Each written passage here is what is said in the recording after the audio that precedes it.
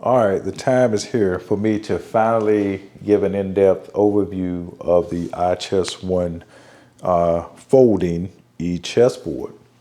Now, the first thing I want to preface this video with is everything you see here in this video is pre-release, meaning that the board and the app is pre-release, but it should be fairly representative of what is going to be shipped to you when you order your board, and probably then some. There is, what I want to say is everything that's implemented here is implemented quite well, such as an offline game works. When you play offline, it records your game well, superbly. If you do online, the three things that are major to that and work superbly is like how well does it, how fast and how strong is the connection between the board and the app.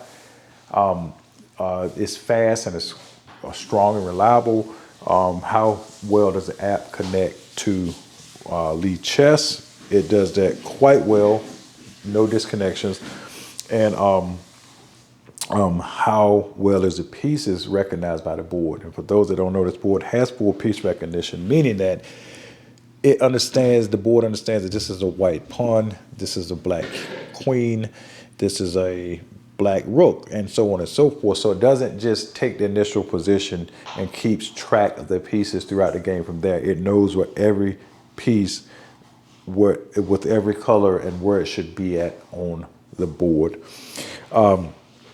This board here is a FIDE standard 50 millimeter by 50 millimeter squares. This is the timeless, I think the standard Staunton, I believe, number 5 set.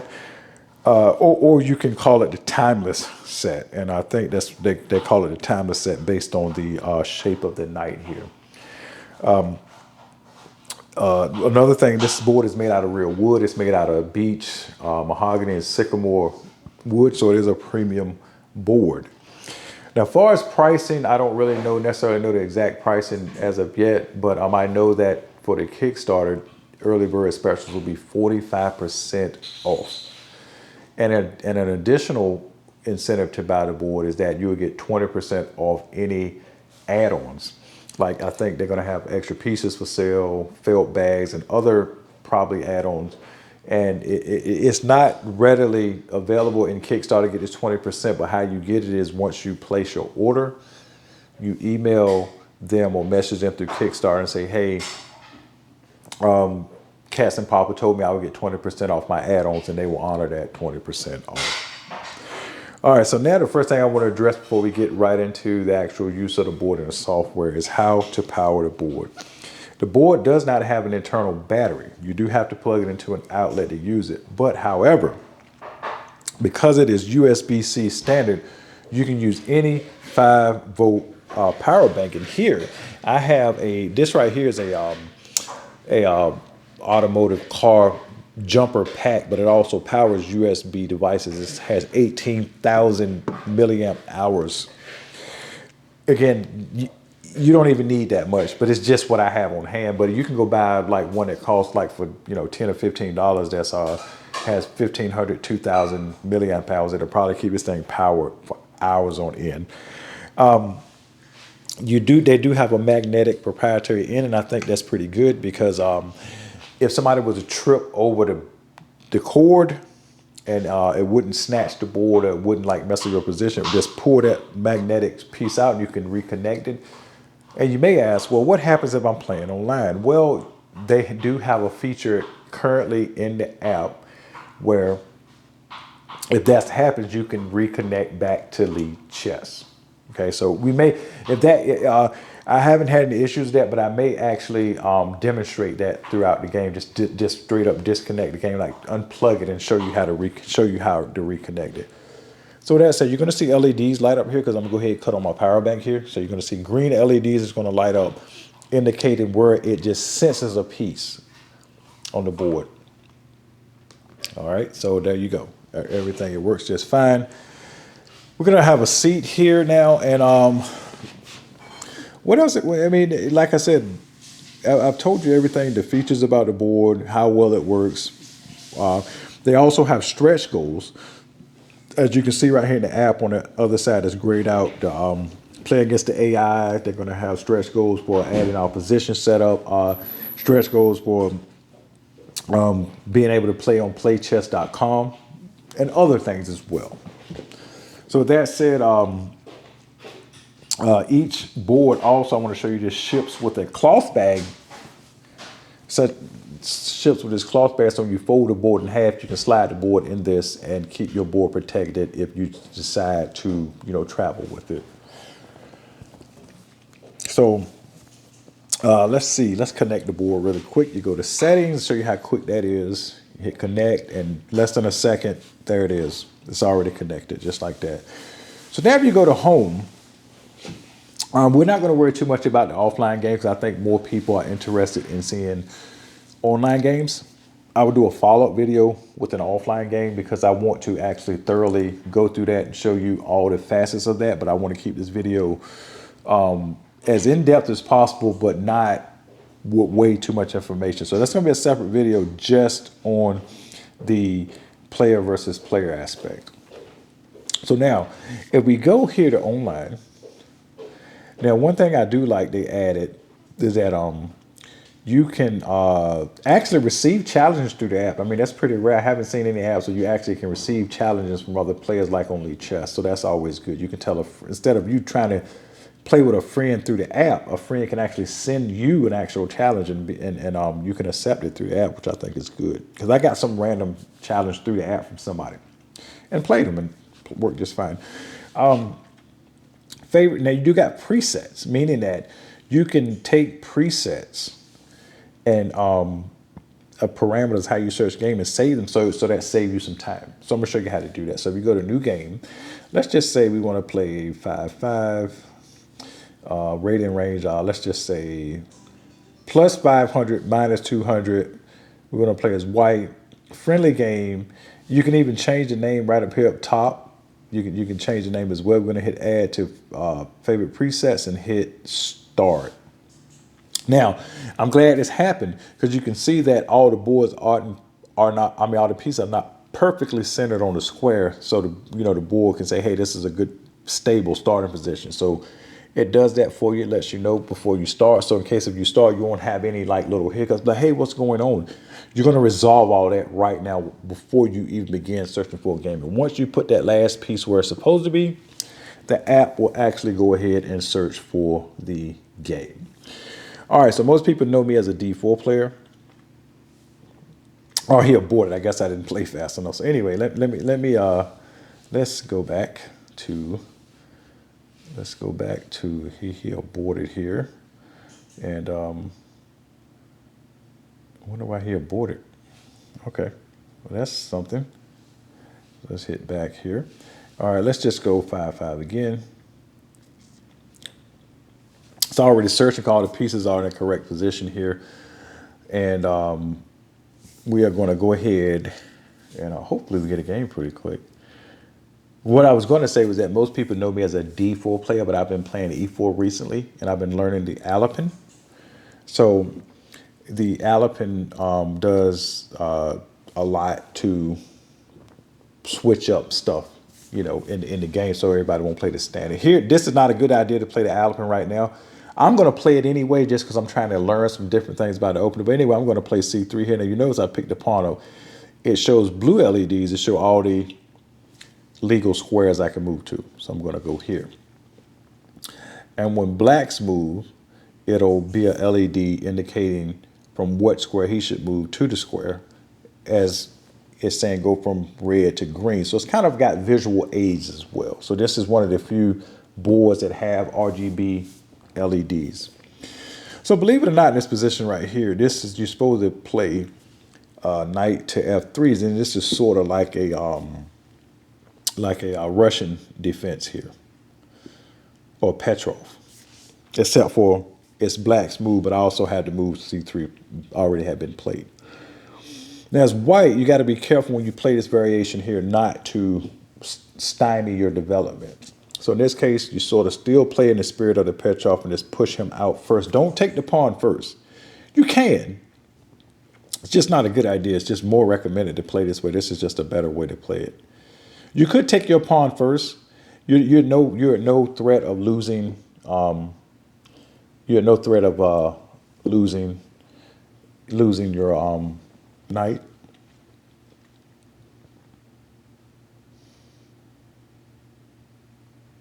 So anyway, let's see what black does. Now, if he put his queen to pin the knight, I'm just going to pull my queen to e2. We're likely going to be playing an endgame, which is fine by me.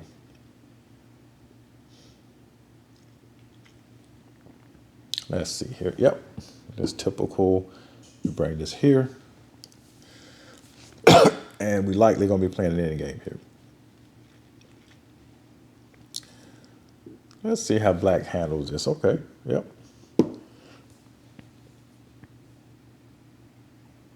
Yeah, if you look at if we trade queens, if you look at the resulting position, although my bishop is a little stymied by the pawn on d3, so he doesn't want to trade. Okay, all right. Should I move on with my development, or should I try to win? Should I try to win the bishop pair, force an endgame? Yeah, let's do that. Let's see. Is he going to give me the bishop pair? Because I'll take that. That's a small advantage I can get in this position. Or is he going to trade queens? I feel like having an endgame is still to my advantage because I feel like I'm pretty strong in the endgame. So it'll be sort of a queenless middle game at this point. But of course, it'll bubble to an endgame much faster. So we'll see what he does here. We'll see what he does.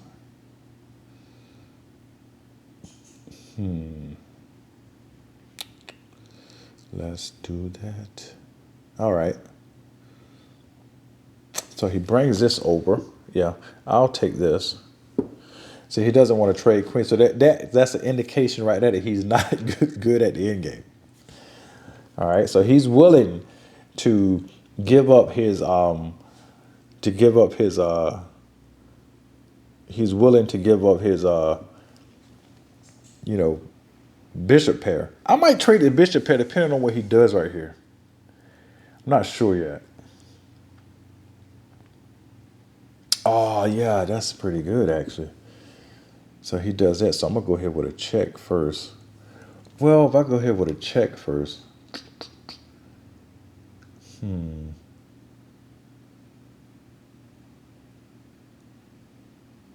He's going to push his pawn, and that might give him a faster way to castle. Okay. Yeah, let's do that. Let's go ahead with a check first. Let's see what he does. He's going to obviously push g6. Okay. Come back here to here.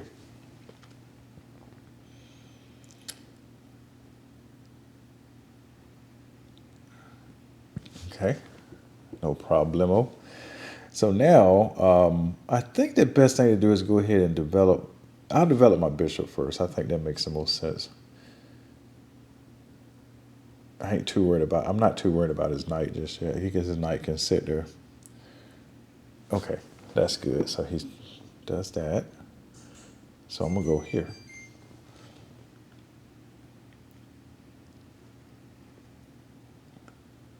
He does have a slight trap to try to set me in, but I'm not going to go for it. He pushed h6, and I was to take it. Oh, he pushed h5. He pushed h6 to threaten my bishop, and I takes it. He could just pull his rook over and pin the bishop and win a free bishop. But of course, we're not going to go for that. All right. So let's just go ahead and get some pieces out here to fight. We're not going to play any games here. Let me check the time here. I wonder why he just doesn't want to trade. He refuses to trade.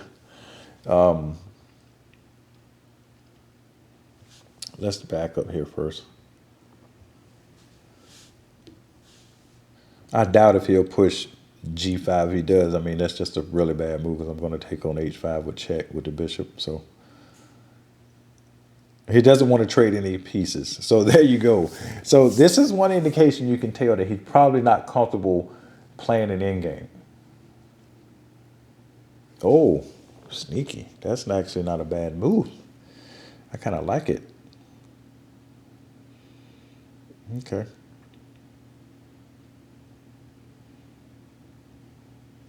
So let's go here first.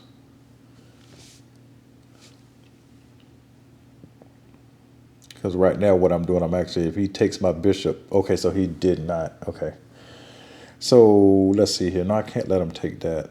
Okay, nice. That's actually not a bad move, I gotta say. So I'm just gonna go here like, let me make sure it's here. We can go check, check. Okay, so we good. We're free to push D4. We'll see what he does. In other words, he has no good discoveries. Yeah, he takes this. Okay, that's totally fine. And so what we're going to do here next is we're going to go here with check first. Had that intermezzo. And what should we take with? He moves this over here. I feel like I should take the bishop. But if I take the bishop, then he's going to pull the knight back. Yeah, I think taking with the bishop makes the most sense. Taking the bishop makes the most sense because then I still got to check on our h6.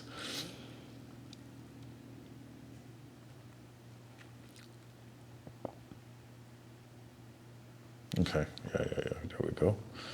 We're going to go right here and go check first before we do anything else.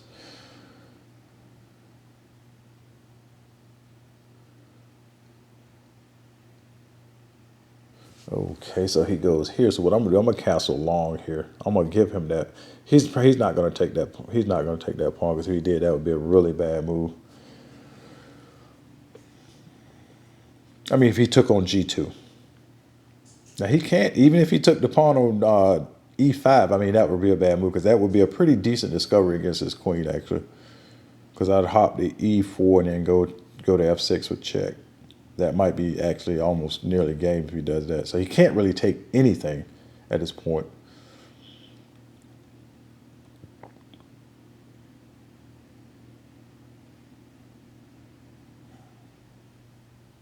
I'm still going to hop my knight to E5 no matter what, so it doesn't really matter. Just about, depending on what he does.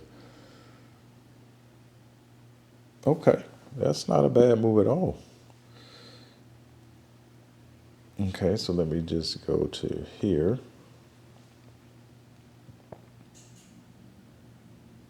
Oh, so he goes here. Now that's something there. All right. Let's go here. I was thinking he was going to take on F2, which I still was not going to take it with my bishop. I still going to hop my knight, so it didn't really matter. Because right now, I'm almost going to win the game here, depending on what he does. So he goes here like this. Actually, that is pretty good, but not if I go...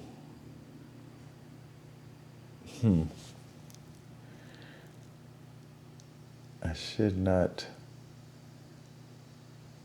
I got to be careful here, but... yeah, we're doing all right. We just push this rook right here. Protect that mate threat, and then I'm still threatening at this point. I got a queen check on G.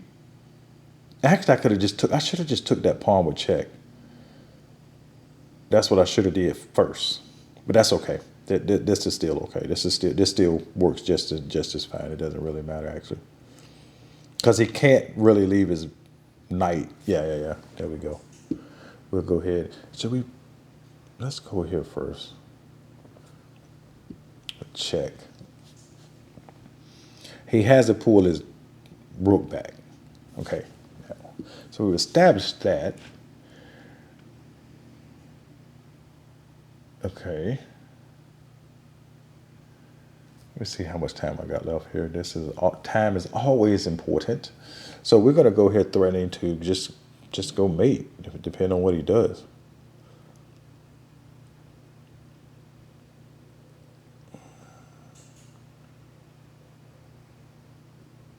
Wait a minute, let me think about this here. Check, and if he goes in the corner, if he steps up, that'll be check. He steps back. It might be better just to pull the knight up. Yeah, I'm just gonna go here, threaten mate like this.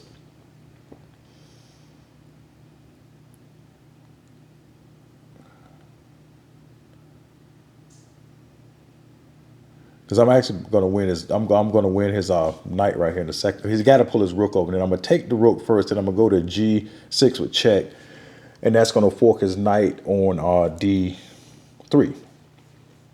So he has the. I don't see anything else he can do at this point. He hit the minimum. Yeah, it doesn't matter what he does. Yep, that's what I knew he was going to do. He could have pulled his knight back to D8, but that still wouldn't have helped because I'm about to take this first of all. Let me just take that. Now he's going to take back with this, yeah, as expected. And then I'm going to go here with this. And yep, that's it. We're going to come back and take this guy here.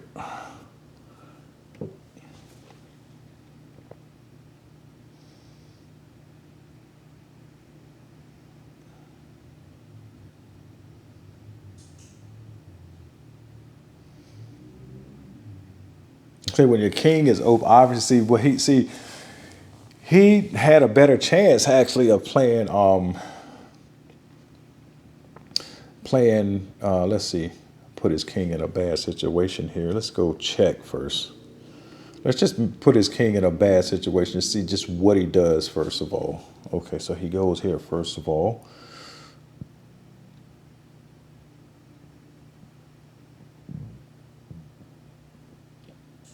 See how much time I got left. Okay, so let me stop playing around here. Let me just back up to here first.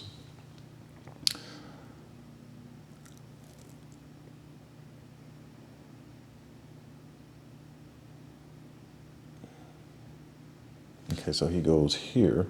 So now, first of all, I'm just going to go here with check.